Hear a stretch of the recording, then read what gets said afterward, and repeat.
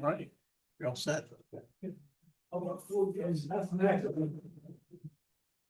Good evening, everyone. Welcome October 14th, Greenfield City Council meeting. Call the meeting to order. Roll call, please. Mayor White, Here. Mayor Pro Tem Rodriguez, Here. Councilmember Ortiz, Here. Councilmember Jones, Councilmember Garcia. Here. Right. Item C, this agenda item allows the city council to excuse the absence of council members not present at the meeting. Do we have any public comments on this item? Being none, I'll bring it back to city council for comments and action. Move to excuse. Move to excuse. I need a second. I have a second. Moved, second. All in favor signify by saying aye. Aye. Opposed, motion carried. Thank you. Invocation by Pastor Deanna Salinas.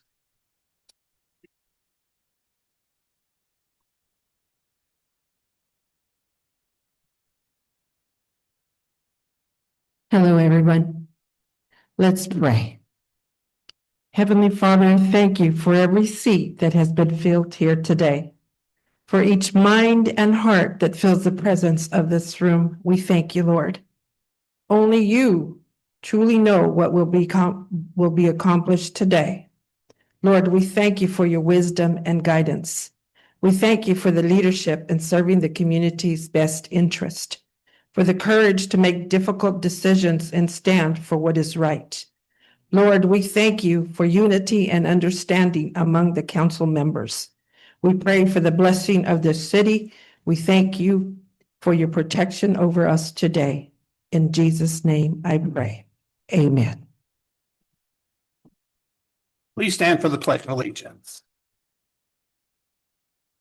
To the flag of the United States of America and to the republic for which it stands, one nation, under God, indivisible, with liberty and justice for all. Amen. Agenda review. No changes, Mr. Mayor. Right.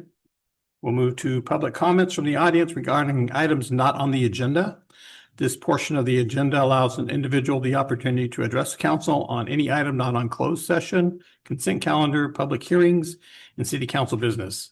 Under state regulations, no action can be taken on non-agenda items, including issues raised under this agenda item. Members of the public should be aware of this when addressing council regarding items not specifically referenced on this agenda. Do we have any general public comments?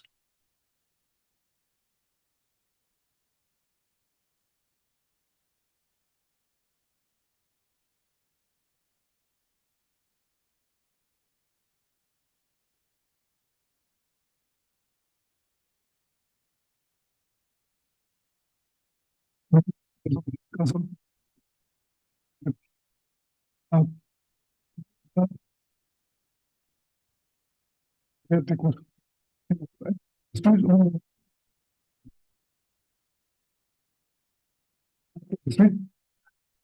Last week, collision, very big collision.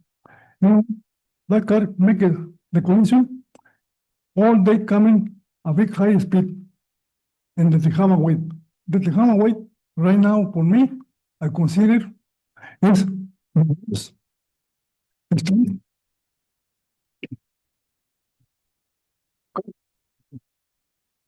tanto happen. Car, couple of minutes, it destroyed completely. Someone coming to hit in the back, coming from the airport, because I live in the street. But when you come into the airport, go to the Tejama, coming to destroy my car. Well, a couple of years, something happened. All the cars parking that way is another collision. For me,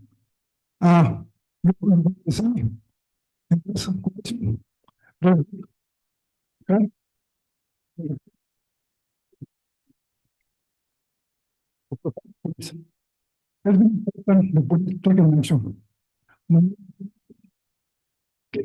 La que is something works.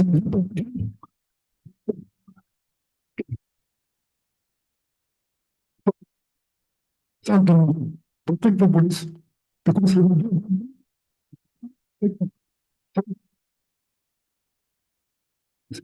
I city council and I think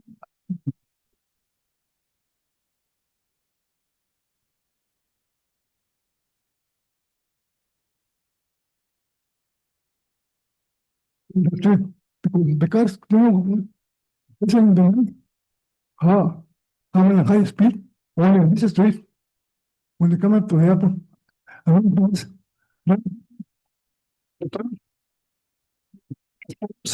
but now you this the corner of the laws those people you're not supposed to bring into town big loud. It's coming to town. It's right now coming because I live in the front of my home, coming to stop. I don't know who is them, but 10 minutes, big loud in the day, in the night, every time. It's very important to stop. Do the police check who it is in there? Because if you're not protected by the police, what happened?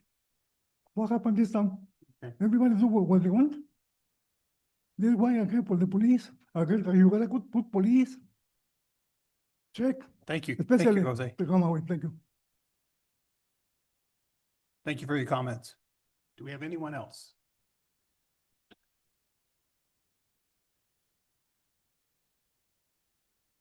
Good evening, council, Mayor White. Good evening. Yeah, I'd like to give some praise, and I'd like to thank you for, I like to thank maintenance department, especially because they've taken care of, the lawn and the park, at the park where I live. By the way, my name is Val Garcia. I've lived here in over 30 years. And I've been, in this area for more than 64 years. And I appreciate that. I appreciate and the fire department as well. One time they responded to an emergency at my house where I had recently had an open heart surgery, and I never got to thank them publicly, and I want to do that.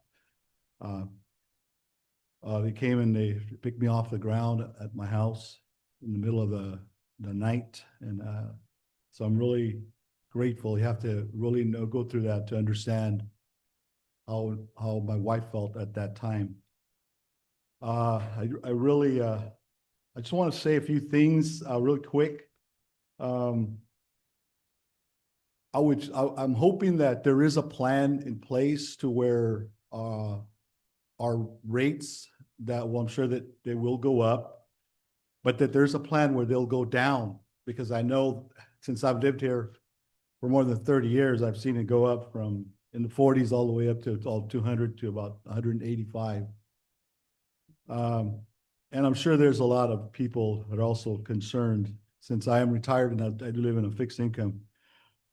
And as a part of the faith community, I'm gonna say it straight, I am really opposed to a progressive flag or LGBT flag, whatever you would like to call it, because it has, in many years, it's evolved.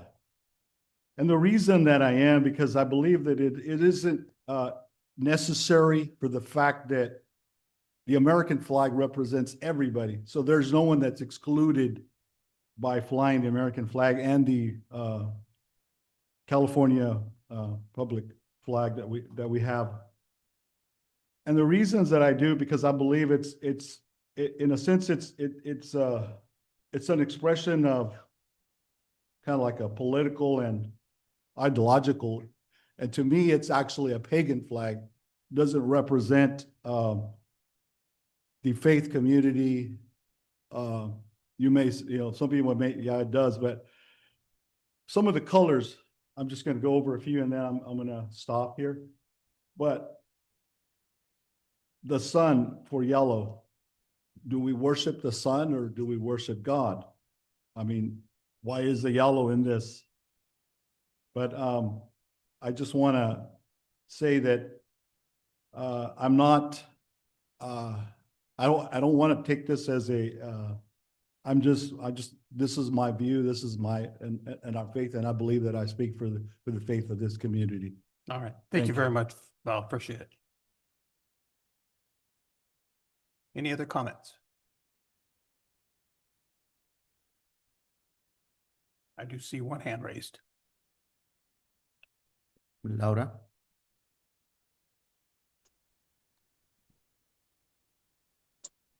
Good day, City Council. My name is Laura. Could you hear me? Yes, go ahead, Laura. Okay. I just have a concern. We are having a problem with all the cars on the streets. There is no control on that. There is overcrowding on the cars. I don't know if you recall, about 2 years, I got hit on Oak Avenue, and yesterday I got hit again. So this is ridiculous. There's no plan on what's going on with controlling street parking. I know you guys could do something about it, but it's needs some type of enforcement. Luckily I was not with my daughter at that time, but I mean, it should be your guys' concern to keep the community safe. I think you guys need to come up with a plan and control the safety of everybody. If there's so many cars out in the street, people cannot view you coming in or coming out of a street. Thank you. Thank you for your comments. Appreciate it. Any other public comments?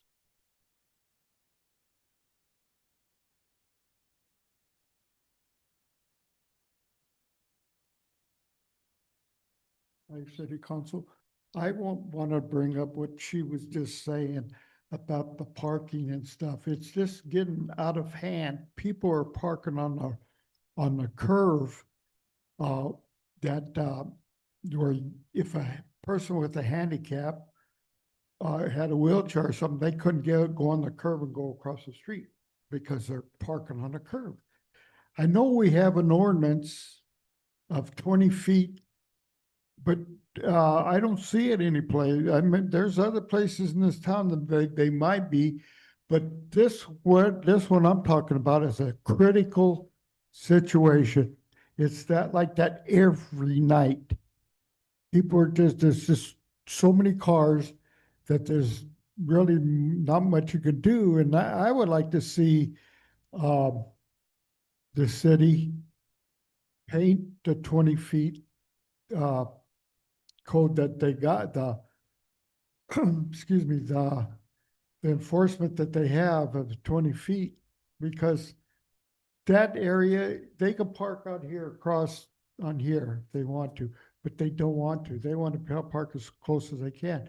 Well, if there's a state law saying that you have to have a 20 feet barrier from the curbs, I think we need to do that. I know there's some out here, but I haven't seen any yet. And I actually rode with a police officer the other night, and I looked for him, and we were all over town, and I didn't really see any. So I know they're out there, but I didn't see any. But we need them over here on Reed and De Leon for sure, and we need it on sometimes on McDonald and I can't think of the Dart, possibly? Dart? Yeah. Okay.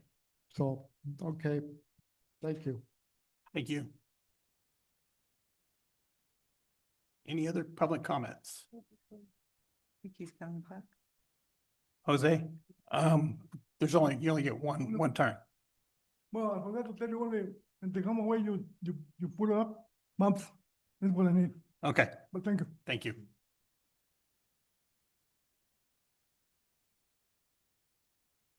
Anyone else? If not, we'll go on to comments from City Council. Councilman Garcia? Sure thing. On October 14th, I hope I got that date right. No, today's October 14th, so it wasn't that date.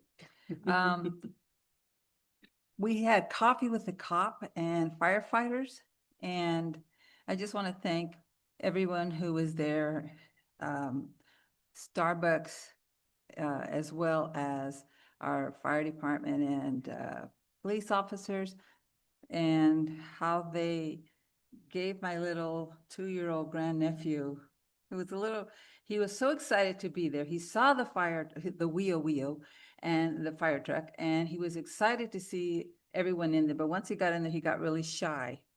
And, he was welcomed with stickers and lollipops or K-pops. And one of the firefighters went out and actually got him a little red hat. And that did it. He's going to be a firefighter now. He went home and it was his nap time, and he, where's my hat? Where's my hat? He fell asleep hugging the hat. He woke up, he put it on, and his little diapers, walking around the house with his little red hat. And now his brother wants a hat, but he heard the sirens and he goes out there and that's my truck. That's my truck. Okay, well, now we got to get him an outfit for Halloween, I guess. But thank you. That's just a small representation of how, a 2-year-old needs to learn to respond positively to our firefighters and our police officers and be excited about even maybe wearing a hat someday. Congratulations to Max Lounge ribbon cutting located at Memorial Hall. I'll leave that to our council member Ortiz. I'm sure she's going to want to share something there because that was it's important and fun to be there. And I appreciate the notice to be there. So I appreciate that. I also want to take time for all the workshops that we had regarding the water waste rates and the meetings.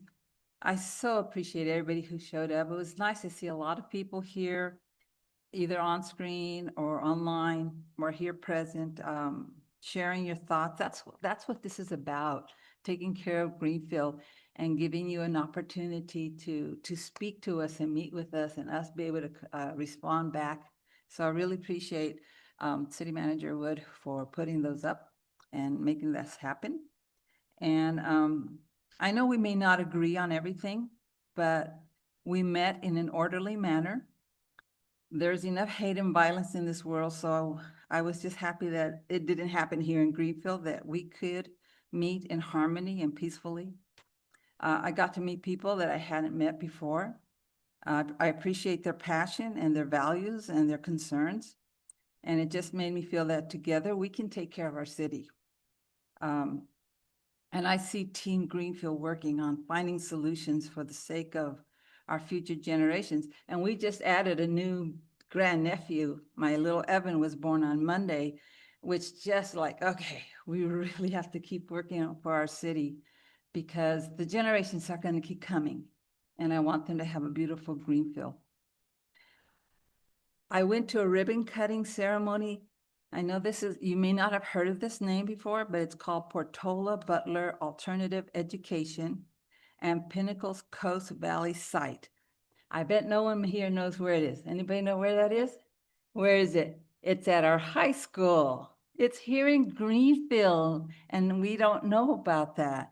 And I was so glad that I went and had a chance to meet all the partners that worked on this agency, to know that Greenfield is offering an alternative place for our students who, for whatever reason, are not at the high school. They've just been given, and it opened today. Today's Tuesday. It opened today. Am I right? Somebody's shaking their head back there. It opened today, a brand new buildings, new bathrooms that have never been flushed before, and they're going to be flushed carefully from now on. A new building with everything was new. I even told the administrator and one of the teachers, take a deep breath because it'll never smell this clean again.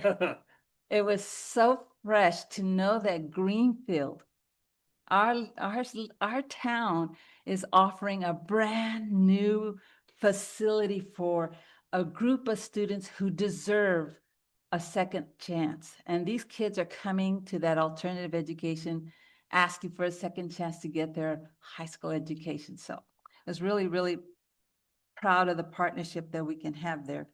And then the food truck extravaganza. I spent my weekly allowance for food at that, especially the barbecue and the potatoes. Oh my gosh, there was so much food there. I went home with 6 bags of food for my family. The next time we have a food truck extravaganza, we really invite you to go out there. That's all. All right, thank you very much. Ortiz? Good evening.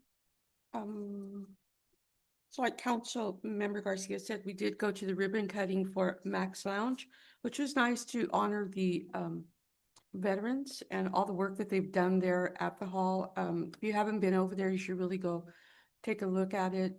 They've done a lot of painting. I've been after them that they need new curtains in front of the window. So I'm working on them getting that stuff done. But it looks really nice. The lounge is really nice. And like I said, they're doing a lot of upgrades. So, you know, as long as people keep on renting, they keep making money, they can keep up with the upgrades on the building. We have tomorrow, I'm taking the first pictures of the veteran banners for the printer. So they take about a week and a half to print. If you did not get your picture in yet, it's going to be ongoing. So, you know, I can always take them to the printer when I do get them. And so this is just going to be something ongoing throughout the year. If you notice, Soledad is also reestablishing their event too, and they're going to start putting up banners right before Veterans Day also. So if you didn't get a banner in yet, I mean, a picture in, please, has to be a 5x7 or 8x10. And I can get those over to the printer as soon as I can. We have also the Day of Thanks. Starting tomorrow, we have a meeting at 6 o'clock at the Memorial Hall. And that's for the free Thanksgiving meal for Thanksgiving, which will be held on November 23rd. And if you're interested in volunteering or doing any kind of work like that, if you need community hours, please attend the meeting tomorrow. There'll be people there that will be signing everyone up for volunteers for that day. And so that, again, that's 6 o'clock tomorrow at the Veterans Hall. I did talk to, just to let you know, Mr. Akitas, that I did give that information over to the city manager today about that parking. I did take pictures, but they didn't come out that great in the nighttime. But I've gone 2 evenings over there to go see if it's the same, and it's always the same at nighttime. So I did relay that information to city manager. And also they're doing a witch ride this weekend with the Harvest Festival. And then after the witch ride, they're all going over to Max Lounge, any 21 and over. And I think that's pretty much it. Thank you. Thank you. Mayor Pro Tem? Good evening, everyone. I want to start off with just, I don't know if it's only my signal that's poor, but my screen keeps cutting out. So I don't know if we're cutting out online with, are we? Jamie, are you agreeing or?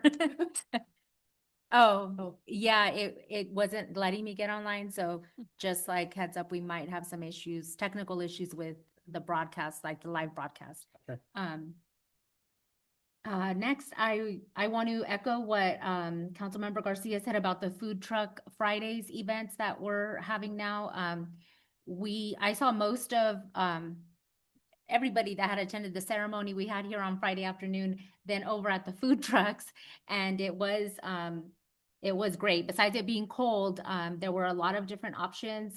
It's a great community event. There were a lot of kids. We sat at a table where there was 3 siblings that were there, and they all were getting different things and enjoying like their boba and their pizza and barbecue. And but just seeing the community have a space to go out and spend their Friday night and, you know, share some food and break some bread, I thought that was it was great to be out there. So I appreciate I would guess that it's our community engagement department that's been putting that on.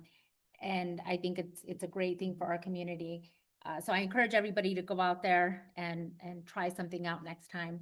I also wanted to request, I don't know if anybody else received a request from Avila Boxing, but I did for a recognition for a young man named Randy that has made international history by going, or history on an international level by making it to the PAL Boxing Championship. And I know it's been featured on the news, and I think that is a worthy thing for us to do to encourage our youth to be the best in their fields. And not only is he an excellent boxer, but the history that was shared about being an AP student and a very dedicated scholar, I think is worthy of a recognition. So I would ask that we poll council to see if that can be a future item, a future agenda item for that recognition. And Could we just poll can council? we do that now? Does that sound like a good Yes. recognition item? Yeah, it's on the Thank you. request. Thank you. And then lastly, I just want to say, I hope that everybody enjoys the Harvest Festival that's coming up this week. I know a lot of work has gone into it and should be a great time. And that's all. Right. Very good. Just want to have a few things. Harvest Festival is this weekend. Parade is 6 o'clock on Saturday. And the festival is on Sunday from 12 to 6:30. Admission is free to everyone, but there will be food, music.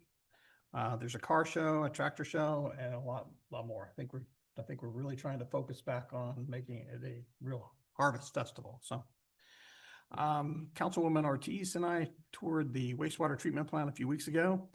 I think Councilwoman Garcia has also been out there earlier in the week. It reinforced my belief that we have to pass this rate study to get a new plant as soon as possible. The plant truly is at a critical stage and must be replaced. Let's see, last Friday night was the second food truck night at Gazebo Park. Lots of people out there having a really good time. It was great to see the community come out and support the event. I don't think there was quite as many people there. I think it was a little cooler, but it was still a very nice event. The first one was fantastic. So maybe a little earlier in the year when the weather's a little bit warmer. Good news, the northbound Welcome to Greenfield sign is back up. Wind took it out here several months ago, so happy to see that back up. And Mayor Pro Tem Rodriguez, Councilwoman Garcia, and I attended the Pride flag raising last Friday.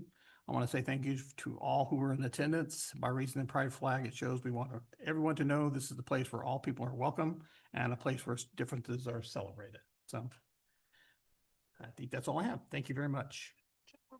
Sure. I just wanted to say that on November 11th, there will be a parade in town for the veterans. And I think it starts at 2 o'clock. It'll run from the Memorial Hall down to the church. And then it come back around and then they'll have a barbecue at the hall for the veterans afterwards. My understanding today was they have 50 entrants already. So it's going to be something to see. And I forgot to mention that on the banners, we are taking contributions, but you don't need to pay for your banner. We were very, very fortunate that Supervisor Lopez made a donation to the banner program, and that is covering quite a bit of them. So just wanted to put that out there. Yeah, I think that's being taken over from Salinas, correct? The parade? The parade, it was originally, it used to be in Salinas, and Yeah, I it think used to be they in- canceled in Salinas and They Greenfield picked it up. canceled, so they're bringing it down this way this year. Don't know if it's going to be every year, but this year it'll be here. Right, thank you. Consent calendar. All matters listed under the consent calendar are considered routine and may be approved by one action of the city council unless a request for removal for discussion or explanation is received prior to the council votes on the motion to adopt. Are there any public comments on the consent calendar?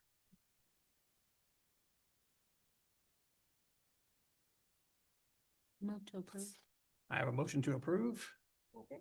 Have a second. All those in favor signify by saying aye. Aye. Aye, opposed, motion carries. All right. We'll move to item J, mayor's presentations, proclamations, communications, and resolutions. J1 is a certificate of recognition for Adela Alvarez. I'm going to read it in English, and then I think Brawley, you're going to read it in Spanish. Is that correct? All right. This certificate is proudly presented to Adela Alvarez in recognition of your resilience, leadership, and unwavering service to the Triqui community of South Monterey County. Through your advocacy, cultural preservation, and dedication to connecting families and vital resources, you've created meaningful change. From providing translations and community education to ensuring access to food, supplies, and support, Your steady work has uplifted countless families. Your commitment to empowering women, strengthening traditions, and building bridges across cultures continues to inspire our community. Your dedication is an example to many. Certificado de reconocimiento. Este certificado se entrega con orgullo a Adela Álvarez en reconocimiento a su fortaleza, liderazgo y servicio inquebrantable a la comunidad triqui del sur del condado de Monterrey, a través de su defensa, preservación cultural y dedicación a conectar a las familias con recursos vitales, ha creado un cambio significativo, desde proporcionar traducciones y educación comunitaria hasta garantizar el acceso a alimentos, suministros y apoyo. Su trabajo constante ha elevado a innumerables familias. Su compromiso con empoderar a las mujeres, fortalecer las tradiciones y construir puentes entre culturas continúa inspirando a nuestra comunidad. Su dedicación es un ejemplo para muchos en este día 14 de octubre de 2025. Please come up.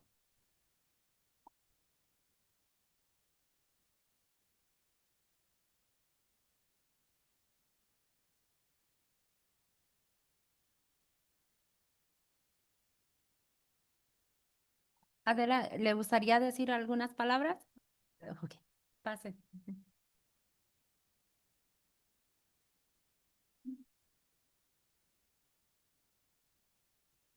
Ok, muchas gracias. Buenas tardes a todos. Antes que nada, muchas gracias por el reconocimiento, por mi trabajo que hago hacia la comunidad y me siento un poco nerviosa. No esperaba esto, pero de todo corazón, muchas gracias. Good afternoon, everybody. Thank you so much for this recognition, for the community work that I've done. I feel a little bit nervous, but here I am, and I just want to thank you guys for this recognition from my heart. Thank you.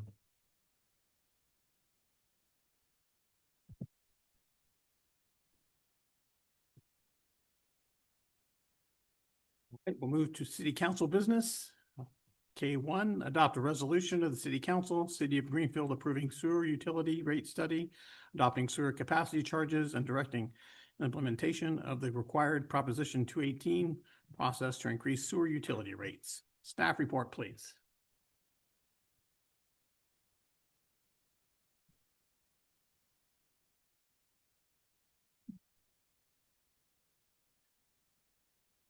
Good evening, council, mayor.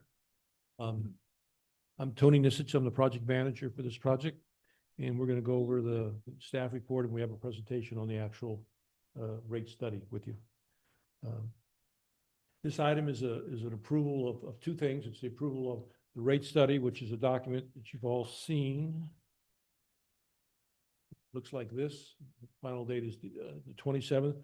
So tonight we're going to ask you to approve this rate study and select the preferred option. Our two options in the report. We'll ask you to approve one option, and then you're going to direct us to proceed with necessary Proposition 218 process for setting the public hearing and noticing.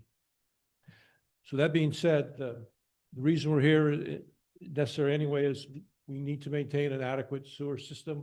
As we all know, part of that is the financial structure of the utility. We have to make sure that it meets all those requirements. The last time we did a rate study was back in 2023. At that time, the work that needs to be done on the wastewater treatment plant was going to be funded by state grants. Since that time, we've been advised by the state that they've changed their funding requirements, and the city will no longer qualify for 100% grant funding. So because of that, we need to update our financial package, which is what we're trying to do here, and move forward. The reason, of course, that we need to update the study, even if we get grant money or if we don't get grant money, is because unless we can demonstrate that we are financially able to support the project we're trying to build, plus the ongoing maintenance, we wouldn't qualify for any available grants or low interest loans may become available. So it's necessary in order to pursue these grants is that we adopt an updated rate study.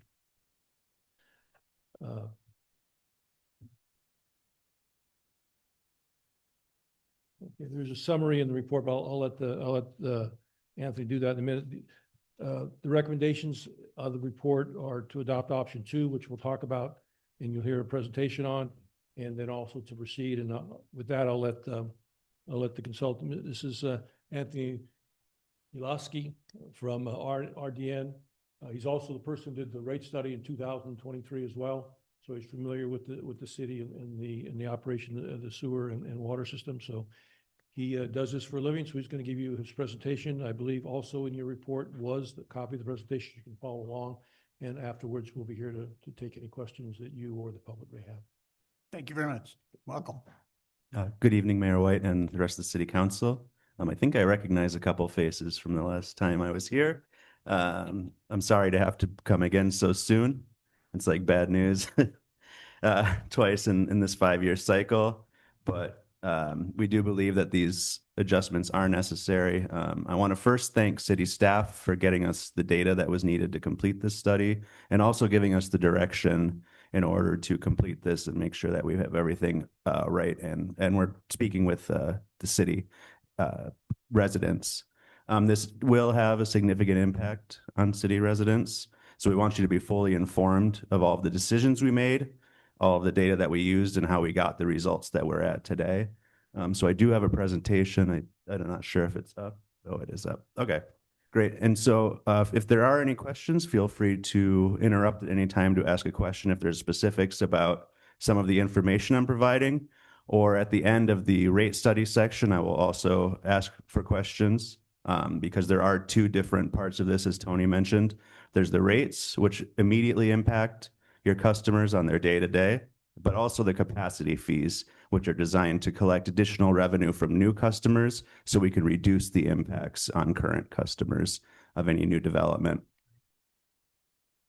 So first off, we're going to look at the goals of the study, and the goals, as mentioned, is to get primarily this wastewater treatment plant up and running in the next few years and to be able to interact with the state in order to get the significant funding that's needed to do this.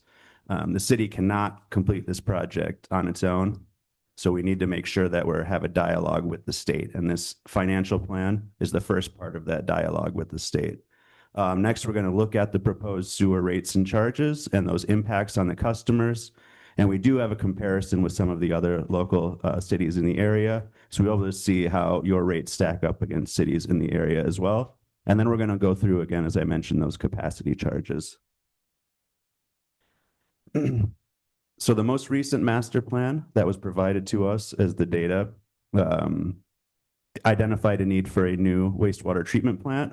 Mayor White, you said you had visited that recently and confirmed the conclusions of the master planning document. The most recent estimate for the completion of that project is around $111 million. That's completing all the phases of this project at once rather than doing it over a period of years, which we use this estimate because it saved the city around $29 million rather than an estimated $29 million rather than spacing this project out. Again, we will have to fund this either through grants from the state, which was the original plan, the one we came to a couple of years ago to ask you to increase the sewer rates. If that doesn't manifest, then we have to figure out a way to fund it through debt service. That debt service can come from the state, which gives us a lower rate, a repayment rate, or through private loans. So the final option that we looks at both the complete unavailability of state grant funding. This would be sort of a worst case scenario, but we're hoping that in between now and when we have to implement these rates, we do get a word from the state that there will be funding available in that. And once the wastewater treatment plant does come in operation, it will cost more to operate the total sewer system in the end. So that's in addition to any debt service payments that the city has to maintain besides that. Additionally, one of the other things that we're looking at to show the state is that we're going to have money in the future to be able to replace these assets that we're building.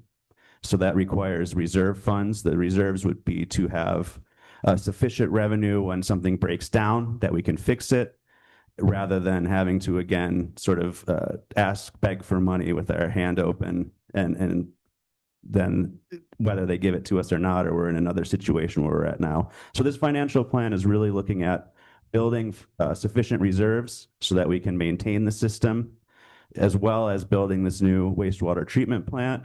And a main part of this was to relook at how the rates are actually structured and designed and make sure the customers that are having the most impact on the system are paying their fair share of those system costs. So going through basics of the study. Again, the wastewater treatment project will be completed according to our estimates around 2029. That's a significant date because when the treatment plant is completed, that's when we would have to begin repaying any debt that is taken from the SRF program.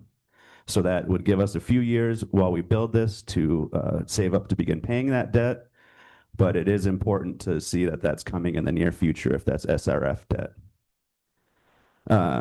We do have other capital improvement needs beyond just the treatment plant. So we include those numbers into the wastewater rate study as well. We do expect, because of general inflation, for operating expenses to increase about 4.1% per year through all of these 5 years of this rate study period. And that is, there's, in addition to that, I mentioned, there is that wastewater treatment plant costs for when that new comes online. And that's primarily treatment costs and additional electricity needed to run the larger wastewater treatment plant. There are a couple rate increases that are currently extant that were in the middle of that previous rate study, which we began in 2023. So this would erase those increases and propose a whole new set of increases for the next 5 years. If you do nothing today, you would still have those adjustments, those increases over the next few years. And then finally, we did design those specific targets for those reserves. And the capital reserves would actually essentially be a 50-year replacement, a 2% per year accumulation of those reserves, so that every 50 years you'll be able to replace the major capital assets in the system. And also we want to have 4 months of operating expenses available just in case there's some emergency in the city where revenues cannot be collected during that time. Reviewing the debt service assumptions that we made. SRF loan would be on a 30-year repayment plan. And I mentioned that this has a fairly low interest rate because it's subsidized by the state to some extent. So this is the most beneficial potential debt service that the city can get. However, there is limited funds. So if there is not grant funding available, it will have to be made up with a private loan grant. And you can see that we're expecting that percentage of interest to be more than double the SRF loan. And those payments would begin right away. So this shows the current, the status quo. There are 3 more years of increases, including the current year. So that would have happened in July 2025. That would be that 15% increase that just happened. There would be a 15% increase next year and a 5% the following year, based on the previous financial plan, which assumed that the wastewater treatment plant would be completely covered by grants. So we have an option 1 today and an option 2.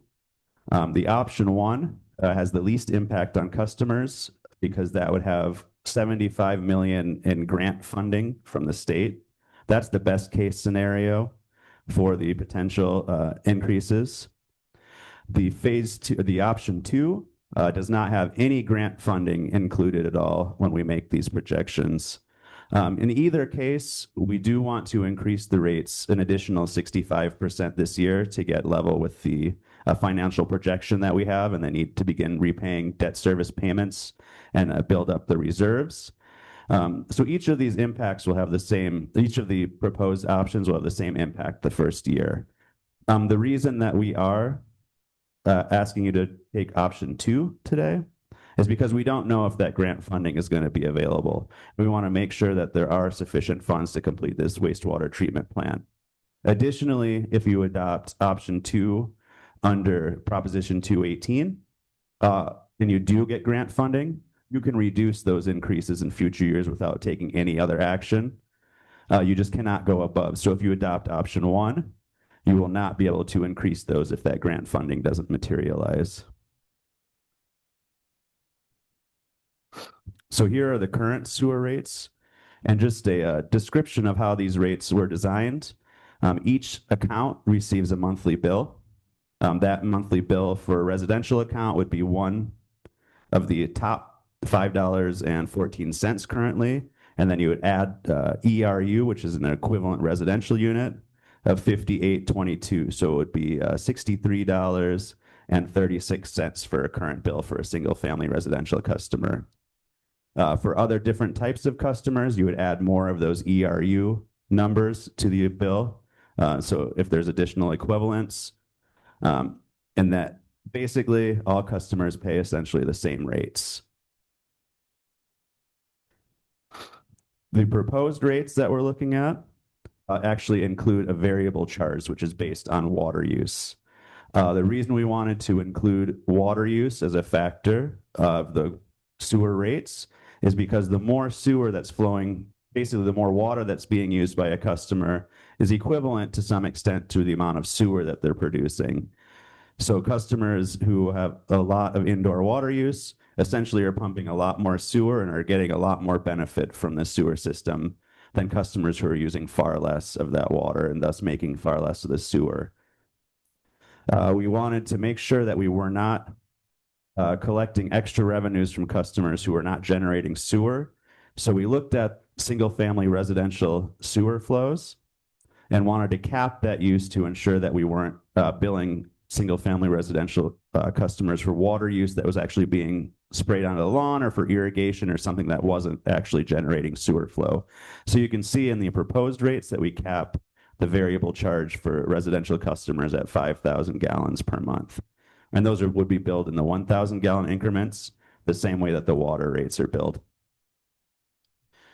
For single family residential customers, there would be no cap on the sewer billing. And that's primarily because most of their water use would be indoors. We excluded customers, irrigation meters, and other water customers that don't produce sewer. And part of the rates and something that we have in the Proposition 218 notice when we mailed that out is that there will be a process, a variance process for non-residential customers who think that they produce or use a lot more water than they're actually produce sewer flow. The city will be able to go look at those customers to see if there's some variance that can be done for their water bill versus their sewer bill. This shows the current rates and the proposed rates for option 1 and option 2. The fixed monthly charge for the current rates is applied again to all customers.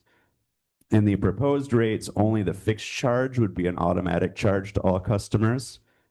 The variable charge per 1,000 gallons would be applied based on the water use.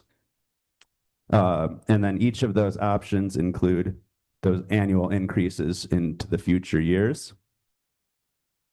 But this is the proposed for the first year. This would be implemented January this year. This is a single family residential customer at different levels of water use. Each one of these numbers, 0 through 10, is 1,000 gallons. So under the current rates, you can see that a customer that uses 0 water pays the same as a customer that uses 10,000 gallons of water. That's that 63.36, which is straight across the board. Under the proposed rates, a customer that uses 0 to 2,000 or 3,000 gallons of water would see minimal impact or a reduction to show that they actually are not generating as much sewer and are just not having as much impact on the system on a monthly basis. However, that customer who goes over those 5,000 gallons at that cap would see their rates capped at $91.22. Conversely, the customer that would be a non-residential customer who has a much larger general impact on the sewer system because they generate more sewer would see an inclining bill throughout their total water use. So currently, a large industrial customer who uses 50,000 gallons a month and produces that much sewer essentially pays the same amount as a residential customer would. Under the new rates, we take into account the fact that there is a significant difference in the amount of impact that those customers have on the sewer flow and just impact on the sewer system. This is a local comparison of sewer rates in the area. This is as of July 1st this year. The current greenfield rates are in red. Both options again have the same increase in the first year in January. So option 1 and option 2 are the green bars. King City currently has a rate that's higher than what we're proposing for that first year rate. They also have increases planned for the next 5 years. The city of Soledad is currently soliciting a proposal for a water rate and sewer and recycled water rate study that they'll begin at the end of this year, and will implement rates in the next fiscal year. So they'll have a 5-year increase as well. And same with Gonzalez, they will be implementing new rates soon as well. So this is not a static graph. It may come to the point where the city of Soledad jumps up to the top once they look at their actual rate structure and the needs. And this is that 5-year projection of those rates.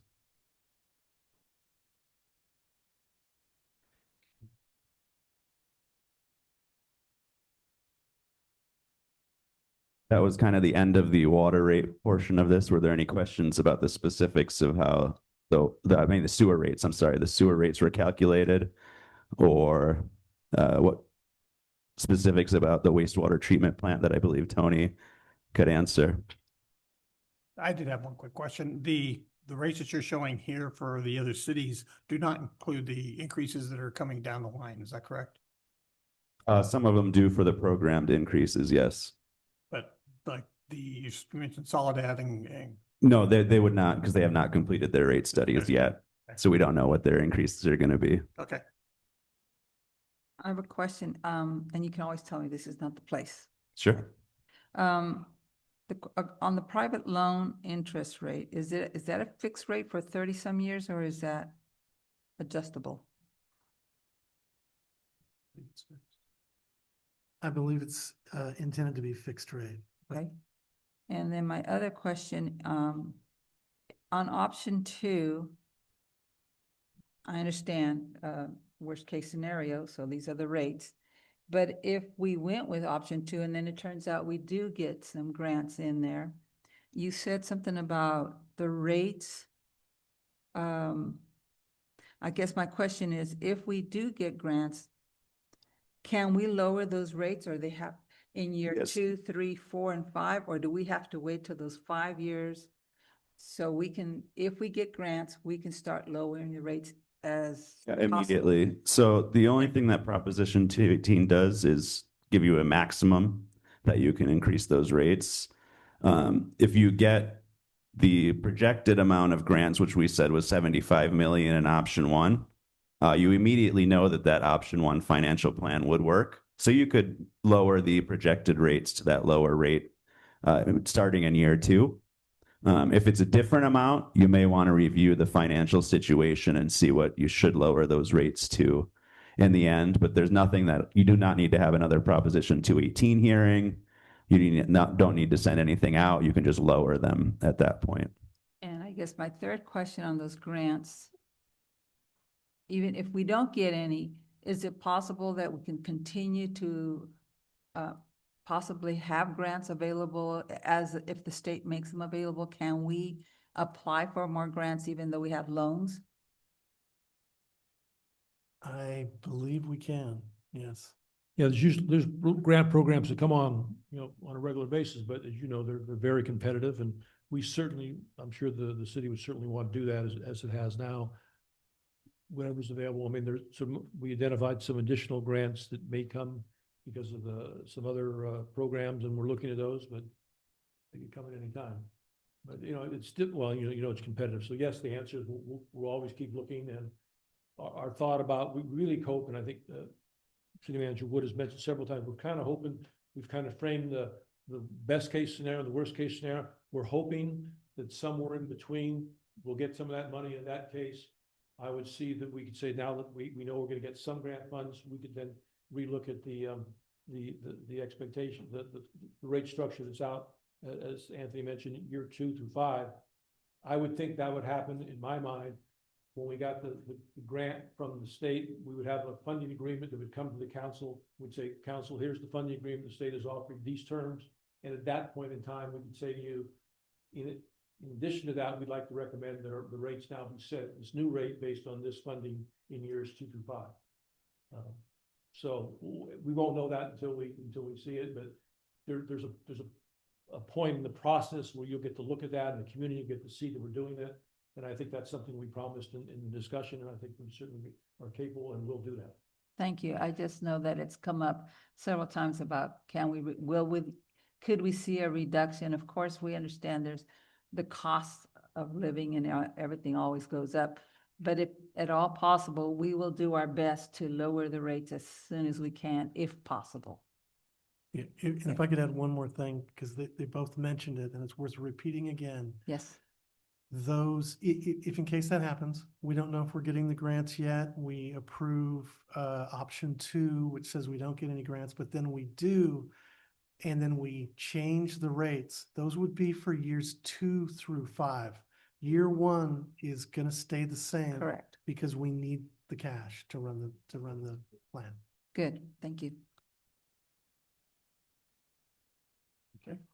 Any other questions? All right, I'll proceed. So now we're going to look at the capacity fees. Again, the capacity fees are not a fee directly for your current customers. The capacity fees are a fee for new development. So it's a one-time charge when a new unit or building is built. It's paid by the new customer or the developer. And basically what it's funding is the additional capacity that either the system has and is maintained for current or future customers, or helping to pay for new capacity in the system that's needed.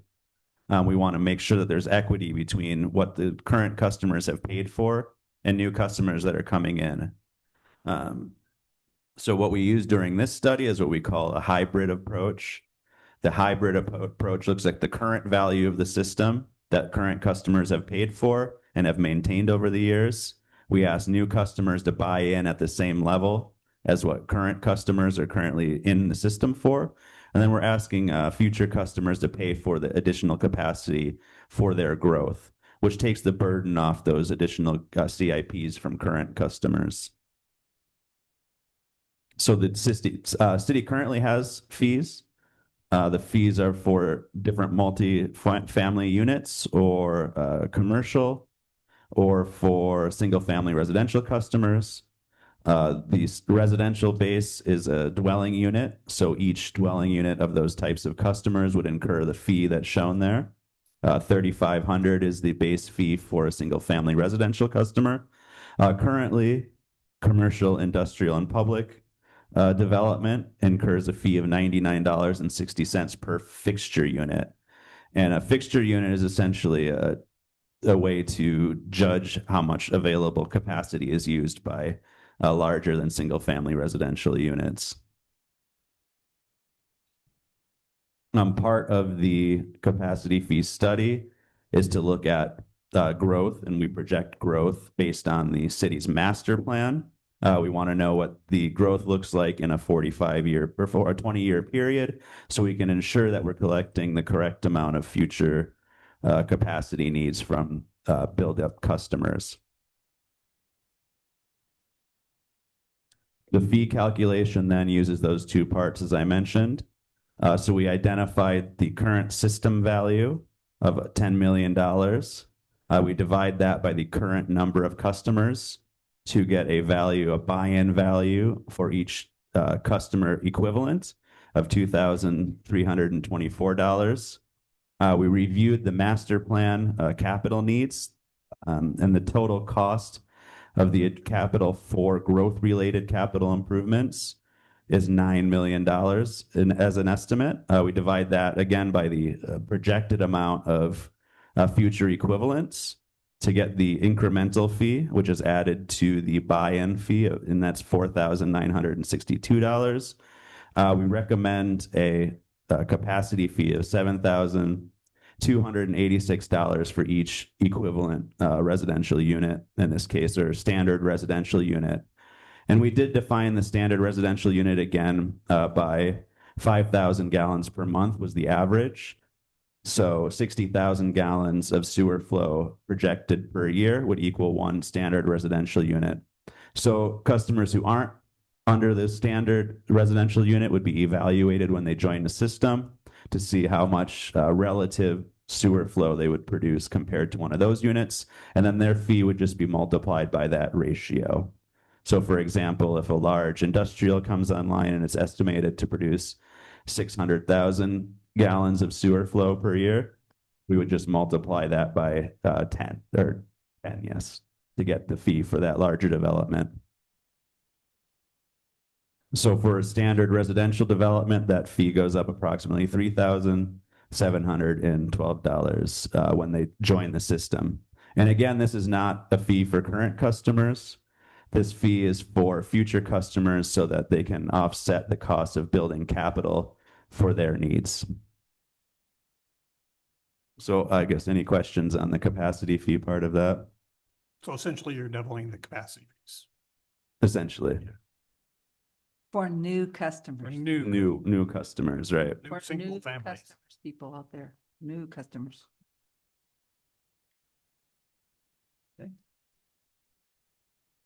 Any other questions? Would new be like, I'm moving out, my daughter's gonna take over the bill and then it's still existing customer, even though it's in a new name? Yeah, so basically it's for new development. So for example, if they want to build a subdivision off one of the side streets, so they say we want to build 30 condos, that would be a new development. That would be a new customer. There's not currently the capacity in the system to provide service to that 30 units. So we want them to pay their way into the system. It's a new construction only, not new particular client. Yeah, not for changing the bill over or something like that. That's a good question, though. Any other questions? All right, thank you very much. I will open it up for public comment.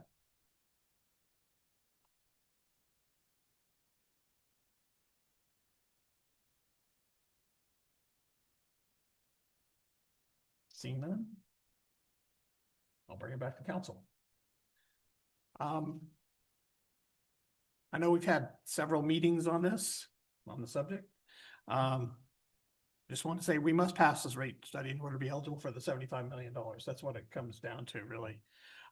There's no guarantee we'll get the grant, but if we don't pass the rate study, we won't get the grant. We have a shovel-ready plan ready to go. We could be under construction if we receive the financing. If we try to do something else at this stage, we'll just delay and cost more money. So we would start all over if we try to do some other kind of a plan.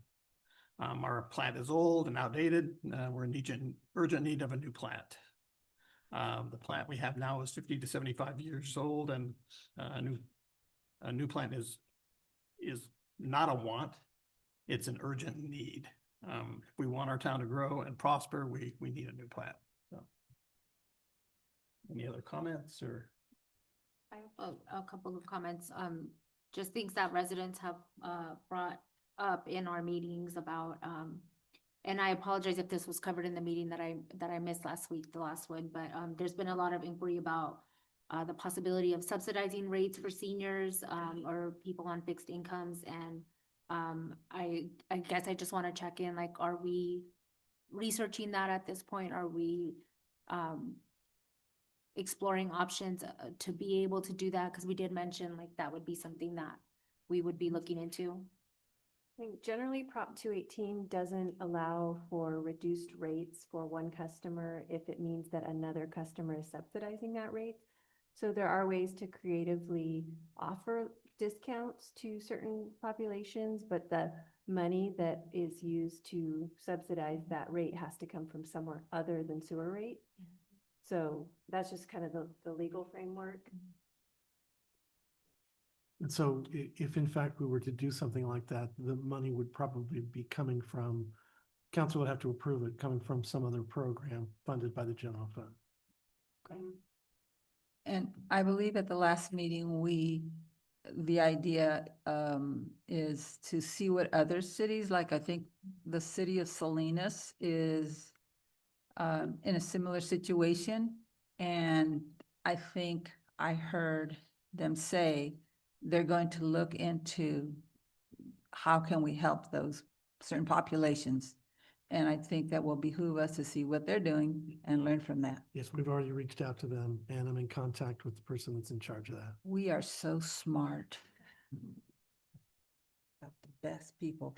You know, we are not the only city in this situation.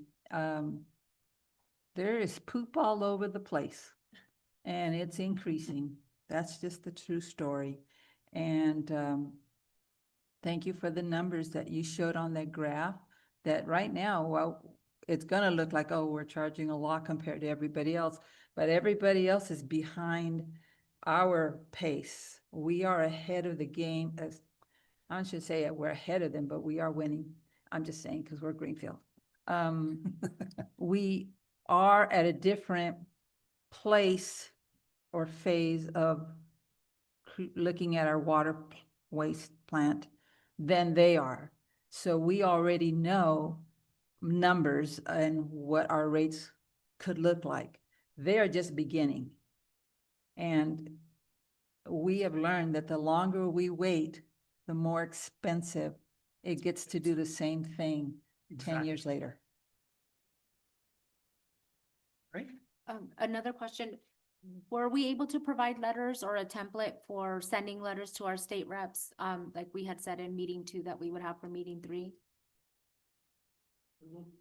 Sorry, I'm not sure if that's actually done yet. We are discussing that option with our marketing people that you guys approved of. We're doing a number of things marketing wise to get the message out. And that is one thing that we're still considering doing. So it hasn't been developed yet, but the discussion's on the table and it could be an option. We're not sure if it's what the impact would be.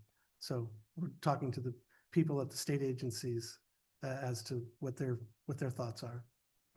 And we have been in actually contact with our state people on a regular basis. Yeah. So Yeah, absolutely. they Both, do know our situation. right, both Senator and Speaker Rivas. Right, it's just when residents were here and asking Yeah. like what they could do and how they could help. All of us were saying, you know, you can write, also you can contact, and there's people that are interested in doing that. So Absolutely. I just want to follow through with what we said we would do. Yeah, strengthen numbers. Right. So what we're doing currently is talking to the marketing people and to both Senator and Assembly Speaker offices and discussing whether we think that that is a good use of time and money to actually do that. Because it may make other people feel good and they should definitely do it. But should we spend our time, staff time, both at the city as well as those offices, putting all this together and putting a campaign together? We're not quite sure if that's the best use of our time and money. Well, for the city, it would just be providing a template, right? Like a single template for anyone who would be interested to use to send their own letter. Yes, and those letters then go to the state assembly Right. speaker and so that's their time responding to those letters or not, and figuring out a strategy as to the best way to handle input from that. So we're currently looking at that to see if that's the best use of everyone's time. Okay. So currently, I know we talk about the $75 million grant a lot, but then we refer to grants as plural because we want to apply for anything out there possible. But as of right now, other than the 75 million one, are there others that we're like concretely looking at to apply for? Yes, there are. There's other water and wastewater grants that potentially are available, and they are being looked at by Jake Whitaker at RPPG and his staff. And for that big one, Paul, when would we hear back? Yeah, good question. We've asked that question numerous times. We have no idea, but we'll certainly, the first step is to get this passed here. The second step is to complete a report, which will be done, I'm imagining, by the end of this week, and submitting it to the State Water Board. The details, what efforts have we made looking for additional grants? And like I said, that should be done this week. Then we believe our application will be deemed complete. That's the first step. And then it's a matter of hearing back from them because they've got to evaluate all the applications. There's I don't know how many steps, Tony, in the evaluation process that we are already talking to the state board related to. They say another environmental reports need to be done. We're saying all those environmental reports have been done. There's other steps related to financial analysis that we've said have already been done. So it's a constant back and forth. We're meeting, I believe, is it tomorrow? I hope. Okay, we think we're meeting with the state board, I'm sorry, the finance people tomorrow, and we'll continue the discussion with them as to when what actually is needed after these first two items are completed and what we can, I guess, agree that things have already been done to speed the process up. I know our lobbyist, California Strategies, has already talked to the State Water Board and the Finance Department to let them know. Obviously, we want to move this through as quickly as possible and see if we can get an evaluation of the application done as quickly as possible. So we're pushing just about on every side we possibly can. So my main reason for asking about timeline is because obviously when people see option 2 and there's those 20% increases, and most of our community cannot absorb that, into their monthly budgets. They just can't. And so I wonder if we're not shooting ourselves in the foot, putting through option 2 and actually like mobilizing our community to oppose this and, then completely putting a stop to what we're trying to do. Because those numbers are very scary for a lot of our community. But if there was some, like happy medium we could reach where we are actually calendaring when we're going to review the water rates based on if we got the grants, to give our community some sense of security that we're not just saying we'll relook at the rates and, there's an if or there's an unknown and not an actual commitment to it. I think our residents would be better able to accept what we're doing because it's at this time they're going to give us an answer as to if they got grants, what grants they got, and what does that mean for our water rates, that we're keeping our word that we will relook at the rates and potentially lower them if that's at that time, if that's what we should be doing. So I would propose just to add that. I would be comfortable, with moving for approval if there is a timeline for reporting out on the status of grants and reevaluating the water rates for years 2 through 5. I get it. I don't think, Tony, you guys have probably done this more than I have. They've already, because we've asked them point blank, so what's the timeline? And they've got no answer. They don't know what the timeline is. But we could say in 6 months, we're gonna discuss this again, even if they haven't given it, like we see where we're at that point, just like a check-in. That's what I'm saying. I think would be reasonable. This is not the last time we'll be seeing this, these rates and this item before us. I'm sure we'll be looking at it on a regular basis. Yeah, and I think, Tony, do you have an idea of what would be a reasonable amount of time before? Sorry. Your crystal ball. Yeah, Let me, your crystal ball. Yeah, let me answer this. I think what I tried to say, and I think council has controls. When we get the funding agreement from the state, that's going to require council approval. That's when we'll know what that money is. And we have to come back to council for approval of that document. When we do, in that document is when we would say, now we know what the numbers are. We would recommend, per your recommendation, the rates be adjusted to whatever comes out of those numbers. It's fairly simple. So there already is a step in the process that we've anticipated based on your comments and the public comments. We want to do that. And the other way is we're not supposed to, as a utility, be making money. And the money that we generate from these rates cannot be used for other things in the city. That's one of the things that Prop 218 and some other ordinances and laws in the state specifically restrict how we spend this kind of money. So we're already locked in. So even if we didn't do that, there'd be a big pot of money. It couldn't be spent for anything else, and it'd be very obvious that we have too much money. But I think procedurally, we would be back in front of you with the state agreement for funding. At that point, we would know what those dollars are now. And I don't know when that is. I mean, I've heard various numbers from the state in our meetings we've had with them, 3 to 6, 6 to 9 months. You know, we don't know. I mean, there's a lot of things, a lot of moving pieces there. So that, anyway, we're hoping sooner than later, but the point is, next step in the process will be your approval of funding agreement. And at that point, you'll know those numbers. And at that point, if we forget to put that in the staff report, I'm sure it'll remind us. But I know some of us are remembering that, and we would know that. And we would probably engage, if it was a lot of money, Anthony would say, okay, run those things again. One of the things that I think the city attorney and Anthony talked about in the Prop 218 process, we're going to set a maximum rate the council can set. And then there's the whole process that goes with that. But because we reduce it, we don't have to mail the notices and inform the public that we're going to reduce the rate. For some reason, we don't have to do that. So you could do that in a regular council meeting. You just say, we're going to set our rates at whatever they are, like you do the annual budget process. So that's our thought on the process. But when the state will give us those numbers and when we get the funding agreement, I'm hoping that, you know, reading between the lines, the state does this on an annual basis. The intended use plan, which is they decide the money they think is available to us, which are the 2 sets of monies you see in options 1 and 2, that runs until, you know, June 30th of 26. So between now and June 26, I'm hoping they're going to come back and say, here's the amount of money.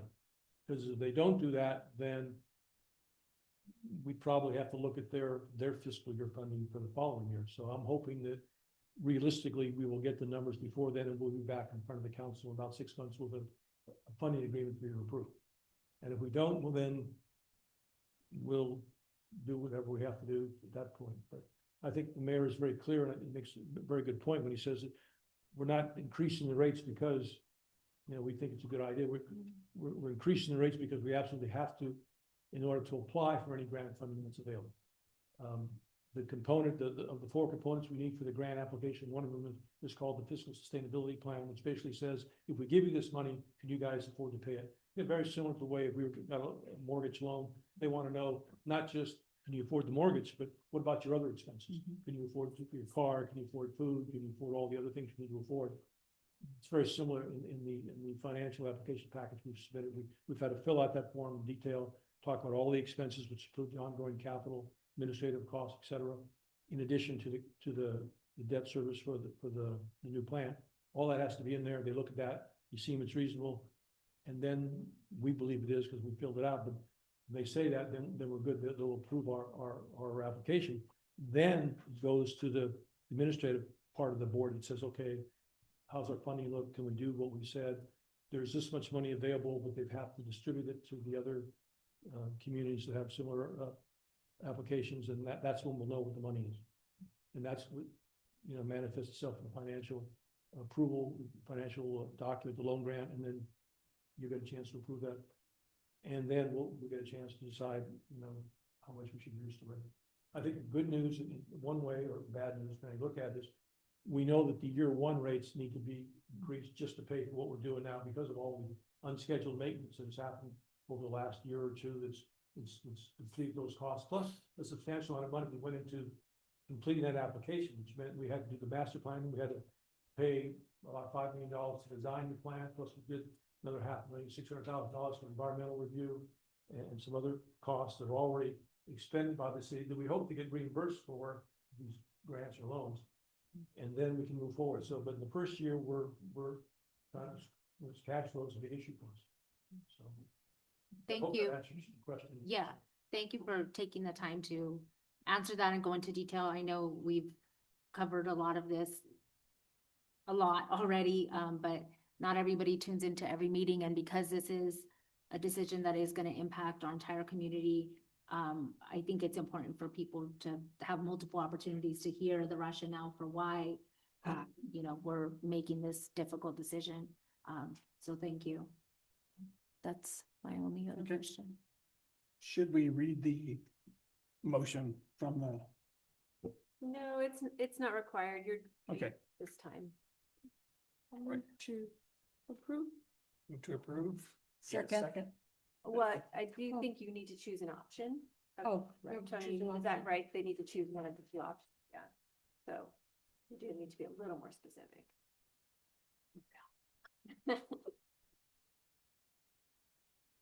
Choose an option. Were we looking at? Tony, which option was the recommendation? Two options, two. Yes. Two is Okay. I move to approve option 2. Second. Moved and seconded. All in favor signify by saying aye. Aye. Opposed? Motion passes. Thank you very much. All right, K2. Adopt a resolution of the City Council, City of Greenfield, accepting Board of State and Community Corrections Burn State Crisis Intervention Program grant in the amount of $500,000 and approving $500,000 budget appropriation to the grant and enter into an operational services agreement with Sun Street Centers. Staff report, please. Good evening, City Council, Mayor. This is an awesome opportunity for the City of Greenfield in our efforts for public safety, specifically to divert our youth from the criminal justice system. This grant was written by our school resource officer, Joe Dials, along with Denise Velasquez, program manager from Road to Success, Sun Street Centers, and the California Public Policy Group. There were 7 awards for this size, for this small scope. We're one of 7 throughout the state, so we're very lucky that we got that. And I'd like to invite Denise Velasquez up to talk a little bit about the program, because Sun Street Centers will be managing the program for us. Great.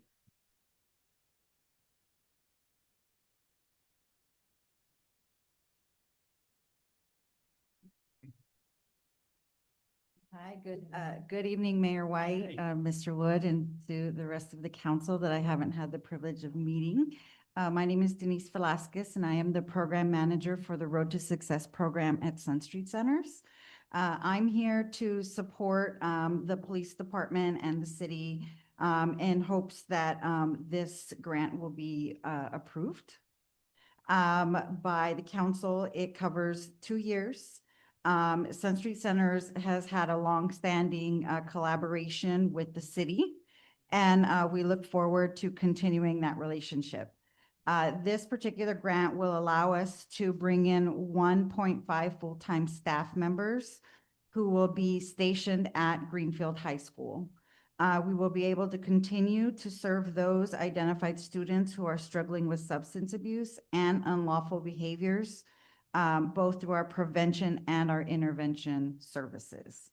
So we'll be able to support, with this particular grant, it would be 60 students on top of the 20 we already have contracted with the high school district and the 40 we have contracted with the Greenfield Unified School District. So that totals 120 youth for this year.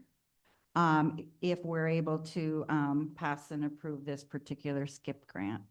Sun Street Centers is incredibly excited to be back. We love the police department. We love this city. And we're very, very excited to move into our classroom, which is now an old Portola Butler classroom. But we are excited to be here and to be a part of the community in that way, along with the school districts, but also with the city.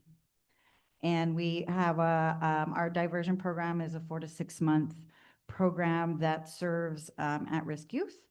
And our goal with the school districts is to keep them in school and prevent expulsion.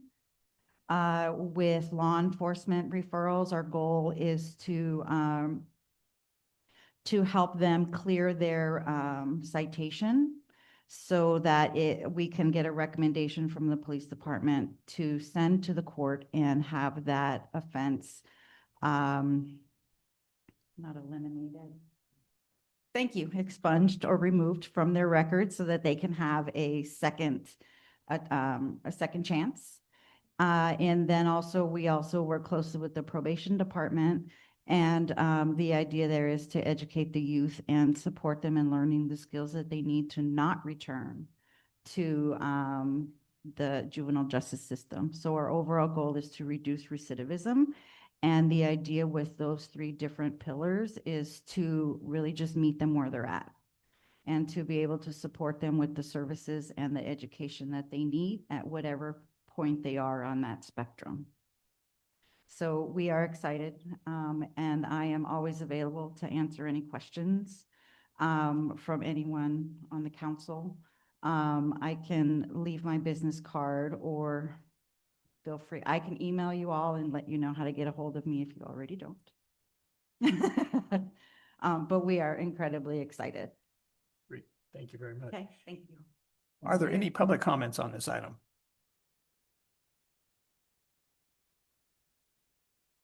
Seeing none, I'll bring it back to council for comments, review, and action.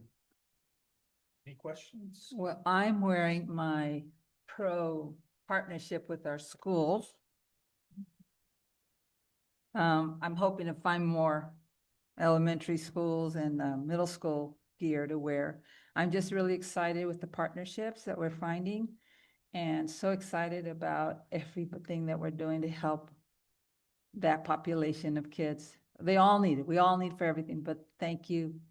I'm thrilled for the partnership.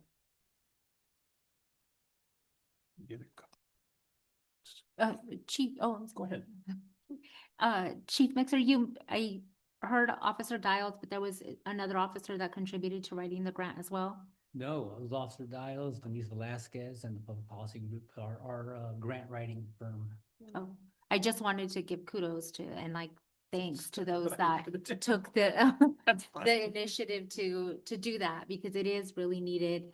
I have 2 adult daughters, but they were recently in high school, and just like hearing the things that other students at school are into, and not just like hard drugs and having maybe troubled homes, or maybe not having troubled homes, but just the trouble that our youth get into. It's great to hear that there will be a resource like this available for them to help steer them onto, back onto the right track, or keep them on the right track. So I think education is really important about all of these issues, and that will help, spread through to their classmates and other families. And so, yeah, kudos to your department for doing this, and Officer Dials, and thank you for bringing these services to our community. Thank you. And the cherry on top was that initially there was a matching portion that the city would have to provide. I believe it was like 130,000, but with the awesome wordsmithing that that they did, the state eliminated that portion. So it's zero cost to the city. It's great. That's amazing. Congratulations on the, sounds like it was a very competitive grant too. If there's only 7 in the state, that's pretty amazing. So, And we had the again, highest amount, so it was congratulations. 7. Right.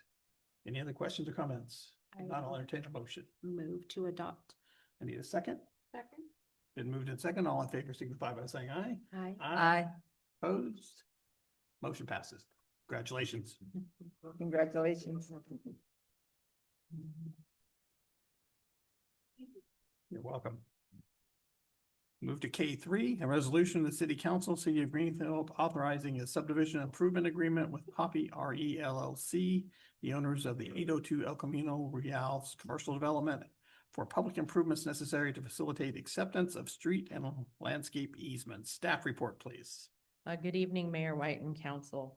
The fueling station and convenience market development project, commonly referred to as Poppy Market, is located at 802 El Camino Real in the city of Greenfield.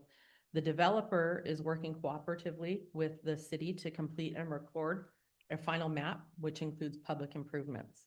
These improvements are proposed to be annexed into special maintenance districts established by the city and accepted by the city for performance of ongoing maintenance. This annexation is required to occur prior to occupancy. The purpose of this staff report is to recommend that council approve a subdivision improvement agreement with the developer that assures the facilities proposed to be built and assumed for maintenance by special maintenance districts are improved according to reviewed and accepted permit plans prior to occupancy of the facility to be developed.